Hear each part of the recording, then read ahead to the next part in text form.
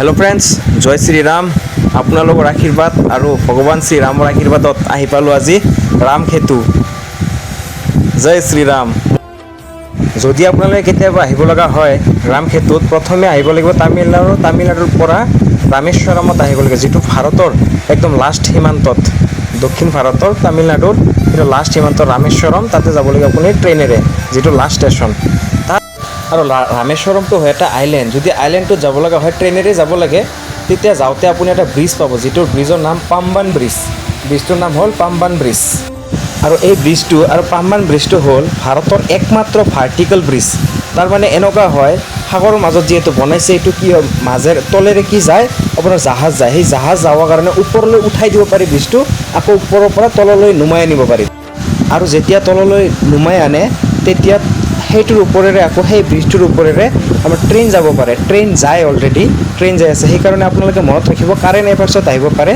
Vertical bridge আমাৰ ইণ্ডিয়াৰ একমাত্ৰ ভাৰ্টিকেল ব্ৰিজ তাৰমানে ওপৰত নিব পাৰি আৰু তললৈ আনিব পাৰি যাক কোৱা হয় পাম্বান ব্ৰিজ আৰু পাম্বান ব্ৰিজটো পাৰ হৈ গ'লে এই যেটো লোকেশ্যন দেখা পাইছে তাতে যাব লাগিব তাতে ৰাম খেতু আছে কিন্তু তালৈকে আপুনি খোজকাঢ়ি যাব নোৱাৰে মোটামুটি তালৈ যাব লগা হ'লে 25 কিলোমিটাৰ যাব লাগিব সেই কাৰণে ল'ব লাগিব আপোনালোকে টেম্পো ল'ব লাগিব নহলে কিবা গাড়ী ল'ব লাগিব 25 কিলোমিটাৰ টোটাল 25 কিলোমিটাৰ সেইকাৰণে আমি কি লৈ ললো টেম্পো এখন লৈ ললো তাৰ পিছত যাই আছো দুয়োফালে সাগৰ মজা এটা ভিউ দুয়োফালে সাগৰ চাব পাৰে চাই লওক ইফালে গছগছনি একো নাই মানে সাগৰ দুয়ো সাইডে আমি আৰু মাজেৰে যাই আছো তাৰ পিছত যাই সাগৰ পাম श्री राम की गली में तुम जाना वहाँ नाचते मिलेंगे हनुमाना श्री राम की गली में আৰু ফাইনালি আমি আহি পালো ৰাম খেতুলৈ যেটো মই যত থিয় হৈ আছো এটিয়ে হ'ল আপোনাৰ ৰাম খেতু যেটো বনাইছিলে ভগৱান ৰামে যাক যেতিয়া ৰামক সহায় কৰিছিল আপোনাৰ নাল আৰু নীলে দুইফালে চাব পাৰে চাৰিফালে সাগৰ আছে এটা ধুনীয়া ভিউ জয় শ্ৰী ৰাম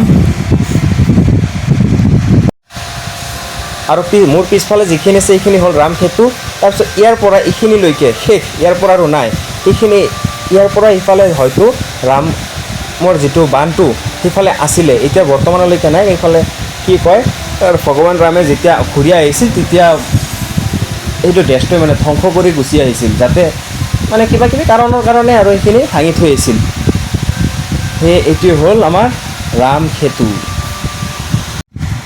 আৰু সকলো মানুহে ইয়াতে বিশ্বাস কৰে যে ৰাম খেতু আছিল আৰু হাজাৰ হাজাৰ মানুহ সদায় ইয়াতে আহে আৰু ৰাম খেতুৰ লগতে সাগৰত অলপ এনজয় কৰিব খুজিছো চশমাটো লগাই ল'ব লগা হ'ল কাৰণ বহুত ৰ'দ আৰু এটা কথা গম পাই না সাগৰ পানী লুনিয়া মানে নিমখীয়া সেইকাৰণে নিমখ পানী অলপ বটলত ভৰাই ল'ম বুলি ভাবিছোঁ সেইকাৰণে কেনেকৈ ভৰাম সেইটো গম নাপাওঁ ৰ'ব অলপমান চেষ্টা কৰোঁ আৰু তাৰপিছত টেম্পু ড্ৰাইভাৰটো যিটো আমাক মানে ঘূৰাই আছিলে সেই ড্ৰাইভাৰটোক ক'লোঁ অলপমান পানী আনি দিব নেকি সাগৰৰ পৰা সি কৈছে বঢ়িয়া আনি দিম ন' টেনশ্যন তাৰপিছত কি কৰিলে সাগৰৰ মাজত মই চাওকচোন মানুহজন নামি গ'ল আমাক পানীয়ে দিবৰ কাৰণে এক বটল পানী উঠাই দিম বুলি কৈছে তাৰপিছত সোমাই গ'ল তাতে পানী যাই পেলাই আমাক পানী আনি দিলে এক বটল মানুহটো বহুত মানে হেল্প কৰিছে আমাক মানে ঘূৰাইছে সকলো বস্তু দেখাইছে তাৰপিছত আমাক পানী আনি দিলে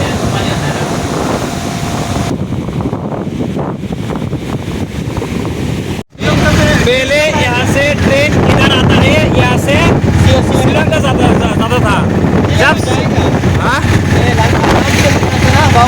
हाँ ये राम से भूल करना शास्त्र करना ना हाँ ना मैं जाऊँ ना ये ब्रेक पे है देख लिया राम से हमसे हम लोग बड़ा बड़ी बड़ी करेगा আৰু এই টেম্পু ড্ৰাইভাৰজনৰ পৰা আমি ইমান খাতাৰনাক এটা কথা শুনিলোঁ 1964 চনত এটা বোলে চুনামি হৈছিল ইয়াতে চুনামি হওঁতে এনেকুৱা ভয়ানক মানে চুনামি হৈছিল একো মানে যিমান বস্তু আজি সব খতম হৈ গ'ল কি আছিল জানে ইয়াতে এটা চিটি আছিল ধনুষকোটি বুলি ঠাইটোৰ নাম ধনুষকোটি এটা চিটি আছিল নগৰ আছিল নগৰত আপোনাৰ স্কুল আছিল কলেজ আছিল ৰেলৱে ষ্টেচন আছিল সকলোখিনি আছিল আপোনালোকে এটা বস্তু শুনিছে চুনামি জানে কিন্তু ইয়াতে যেতিয়া আহিলোঁ ৰামৰ বান্ধ চাবলৈ বা ৰাম খেতুটো চাবলৈ তাৰপিছত ইয়াতে এটা বস্তু চালোঁ চাওক মানে শুনিলোঁ যে 1964 মানে 1964 চনত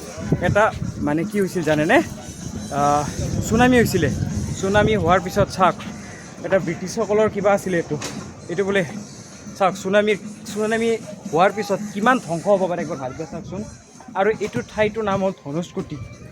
দিছ ইজ ধনুষ্কোটি। ইয়াতে এটা কি আছিল জানে, ৰেলৱে ষ্টেচন আছিল। ইয়াতে ৰেলৱে ষ্টেচনটো ডাইৰেক্ট মানে উৰি গ'ল।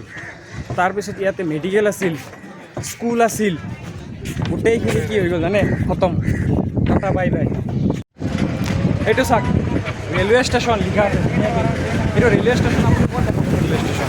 নাই, 1964 চনত আপোনাৰ কি হয়, চুনামি হৈছিলে, তেতিয়া গোটেইখিনি খতম হৈ গ'ল। একবাৰ ভাবি চাওক মানে কিমান ভয়ানক আছিল সেই দিনটো। ইয়াতে ৰেলৱে ষ্টেচন আছিল, এইটো হ'ল ৰেলৱে ষ্টেচন, ভাবক।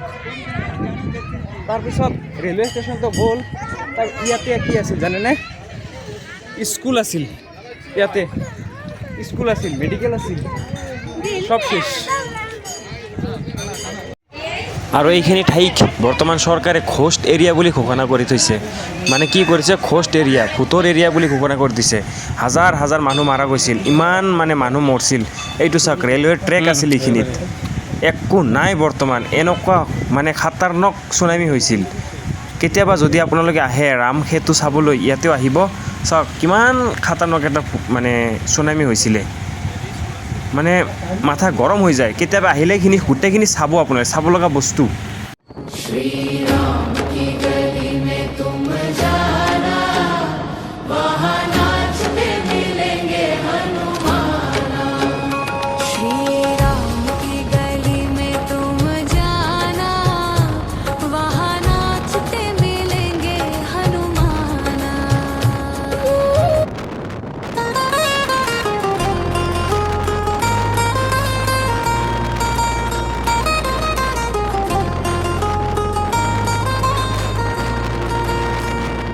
मेरे तन में भी राम, मेरे मन में भी राम,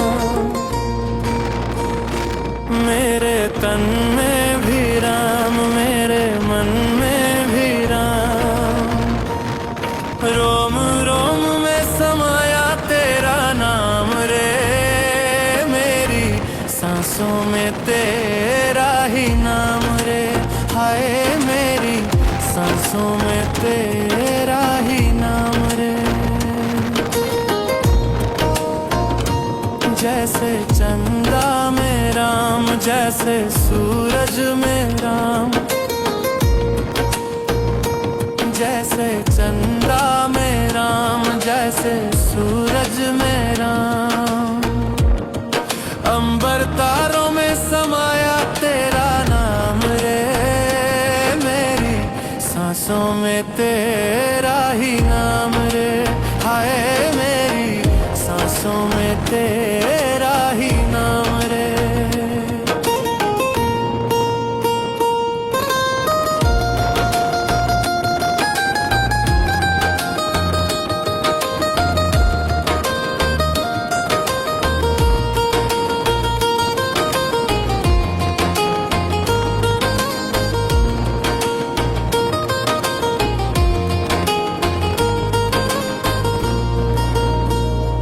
जैसे सीता के राम, जैसे राधा के श्याम,